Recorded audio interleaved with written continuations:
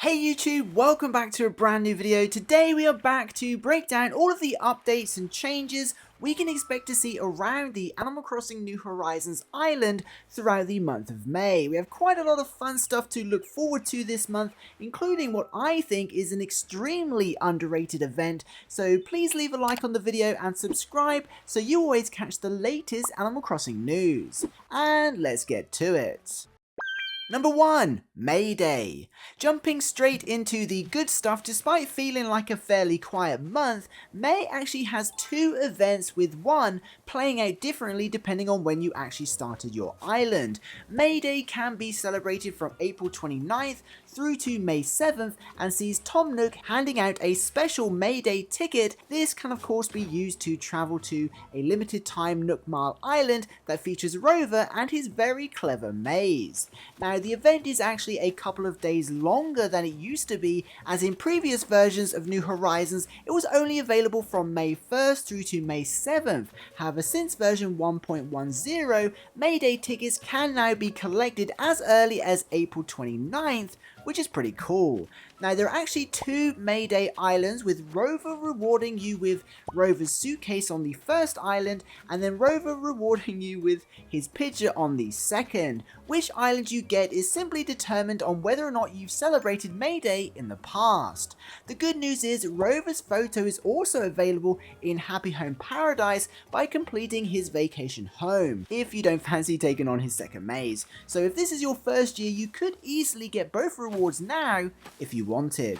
Either way, pretty cool event, and it's always nice to take part in a new activity.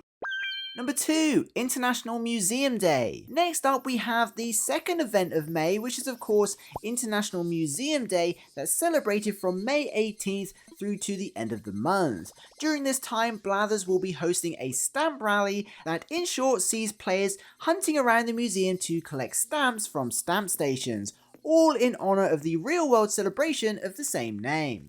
By taking part in this event, you can earn yourself up to 4 items, including the art plaque, the bug plaque, the fish plaque, and of course the fossil plaque.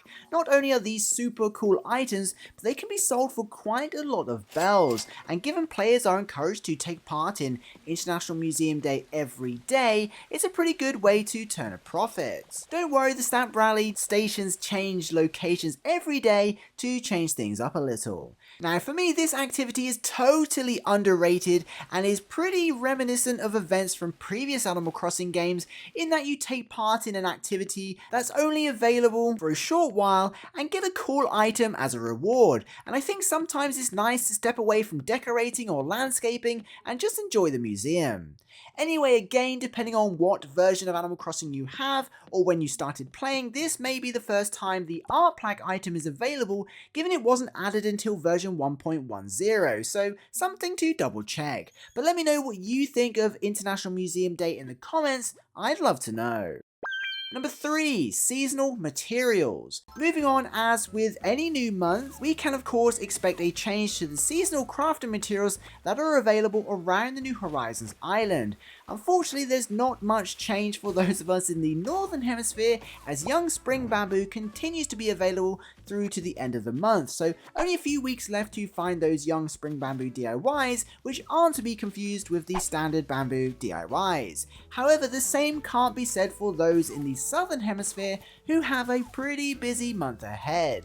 Acorns and pine cones continue to spawn in the Southern Hemisphere. However, May also sees the start of the mushroom season as well as the maple leaf season. The mushroom season takes place for the whole of May, from May 1st through to May 31st, and sees random mushrooms spawning around town near trees.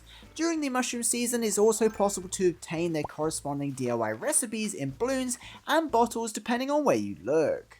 The maple leaf season, on the other hand, takes place for a shorter period from May 16th through to May 25th and sees random maple leaves floating around town, much like the cherry blossom petals. Again, several corresponding maple DIY recipes can also be obtained during this time.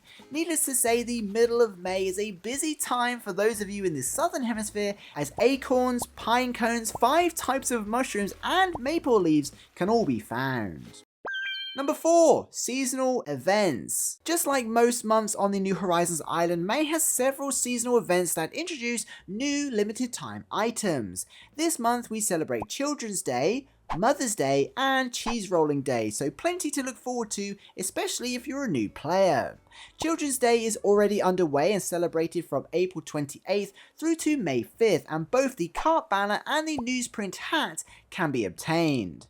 Mother's Day begins May 1st and runs through to the end of the month, and both the Thank You Mum mug and Carnation's furniture item can be obtained in honour of the event. Cheese Rolling Day takes place much earlier this year, from May 18th and continues through to May 27th, and the double Gloucester cheese can of course be obtained.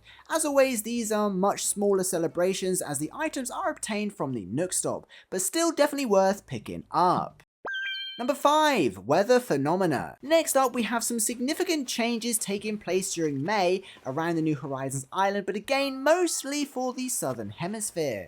In the Northern Hemisphere, May is of course the final month of spring, so the only change we will experience is that we will no longer be able to encounter thin clouds as we transition away from spring. These will no longer spawn from May 31st. However, in the Southern Hemisphere, May marks the end of the fall season and actually sees the start of winter, which changes things up a little. Once winter begins on May 25th, both rainbows and double rainbows can no longer be encountered, so you only have a couple of weeks left to spot one. Furthermore, as the fall transitions to winter in the last week of May, rain will of course turn to snow, and you may well get your first snowfall as early as May 26th. Oh, and cirrus and cirrocumulus clouds also stop spawning at the end of the month, so again slightly more significant for those playing in the Southern Hemisphere. Number 6. Bushes. Now, something I've always liked to cover since I started this series back at the launch of New Horizons is of course to the changes in the bushes around the island. Again, May is pretty quiet for those of us in the Northern Hemisphere. It seems as pink and white azalea bushes continue to bloom through to the end of spring and the end of May. However, the Southern Hemisphere will see the yellow and orange tea olive stop flowering, with the holly bushes blooming in their place from May 1st and all the way through winter to June 15th. But of course, this is a small detail, but can be pretty important for those that use them when decorating specific themes around the New Horizons Island. Number 7. Critters. Next up, we can of course expect a shift in the bugs, fish and deep sea creatures that can be encountered around the New Horizons Island throughout the month of May. In the Northern Hemisphere, 8 bugs, 8 fish and 5 deep sea creatures will arrive. The bugs include the Great Purple Emperor, the Queen Alexandra's Birdwing, the Banded Dragonfly, the Pond Skater, the Diving Beetle, the Violin Beetle, the Rosalia Batesi Beetle, and the Scorpion. The fish include the frog, the catfish, the nimble fish, the angelfish, the betta, the rainbow fish, the giant trevally, and the mahi-mahi. And the deep sea creatures include the sea urchin, the slate pencil urchin, the gigas giant clam, the vampire squid, and the spotted giant eel. So it's always worth checking if you need to catch any of these critters. Similarly, in the Southern Hemisphere, 3 bugs, 5 fish, and 5 deep sea creatures will arrive, including the damselfly, the mole cricket, and the tarantula, the bitterling, the blowfish, the tuna, the blue marling, and the football fish, the sea cucumber, the sea pig, the Dungeness crab, the snow crab, and the red king crab.